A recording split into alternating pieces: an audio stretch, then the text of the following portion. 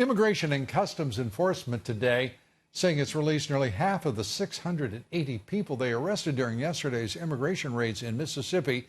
Brian Cox, the Southern Region Communications Director for ICE, gave us the following statement, quote, "The 300 persons released from custody were released after being placed into removal proceedings before the federal immigration courts." So they were released from custody, but they were not released without first being presented with a charging document that will require them to appear in court at a later date before a federal immigration judge. Now, normally I wouldn't read anything that annoying, that long, that verbose, that convoluted and obtuse, but we wanted you to see your government at work and how desperately Immigration and Customs Enforcement needs someone in communication who understands the importance of the English language and how to communicate. It's critically important for ICE, for Customs and Border Protection, and for Department of Homeland Security. Their job is too important to hide behind a pile of like that. Joining me now, Byron York, Chief Political Correspondent for the Washington Examiner, Fox Business contributor. Don't you laugh at me so early in the evening. Lou. And it's great to see you, Byron. I mean, isn't it stunning? Here is ICE carrying out important interior enforcement, carrying out such important work, and they can't communicate what they're doing to the American people, and leaving the room, the void in that lapsed communication to AOC and her stalwart socialist anti-ICE colleagues.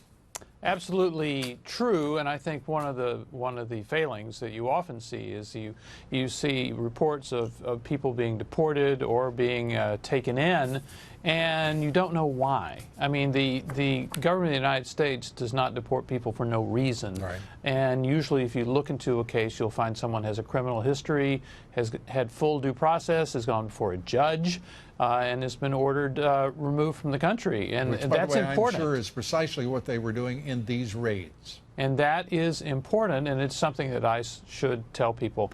You know, one other thing, though, sure. I will bring up, though, is, you know, we do have news from the border and from Mexico that fewer people are crossing the border illegally now than earlier this year. Now, we've all heard a lot of stories about how that goes down during the months of really, really high heat along the border, but there's also this belief that Mexico's policies of trying to stop people at its own border, its own southern border, have been actually working somewhat. Absolutely. And, you know, the whole story of the Trump administration and immigration is president gets elected promising to bring control to the border, to secure the border. He faces absolutely implacable opposition from Democrats on everything he does. And his own party. And many in his own party. And he tries to find ways.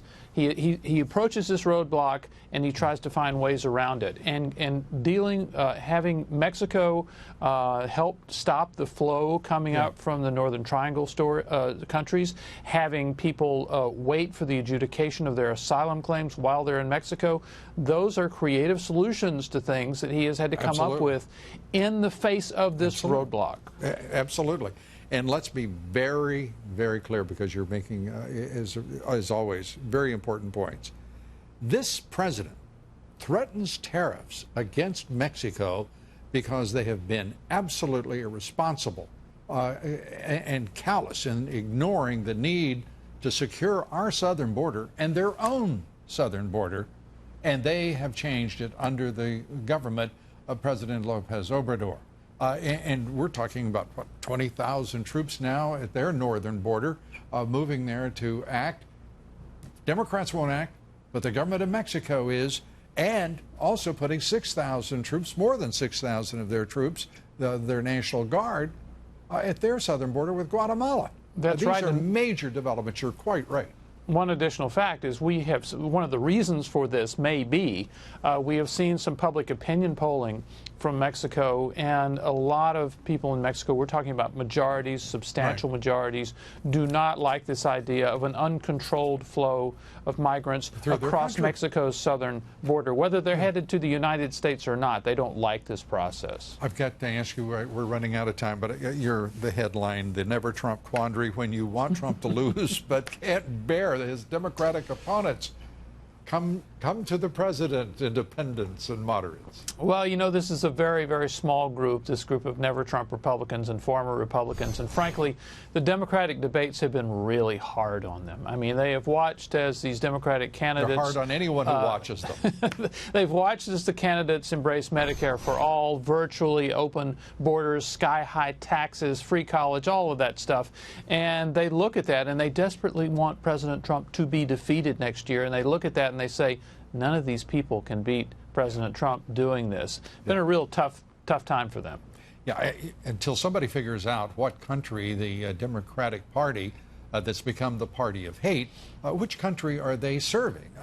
They prefer illegal immigrants to citizens. They seem to have absolutely a mindless hatred for President Trump and all that he represents, that is a great America, a prosperous America for all Americans. I think the Democratic Party finds itself completely boxed in and consigned to, as one of the wags famously copied, the dustbin of history. And what a nice group it should happen to. Byron, Well, you get the last word. Well, the big story really in the Democratic race is the winnowing of the field. This most recent debate we saw in Detroit is the last time you're going to see a lot of those people on a debate stage. So far, 9 candidates. You do promise. I do promise.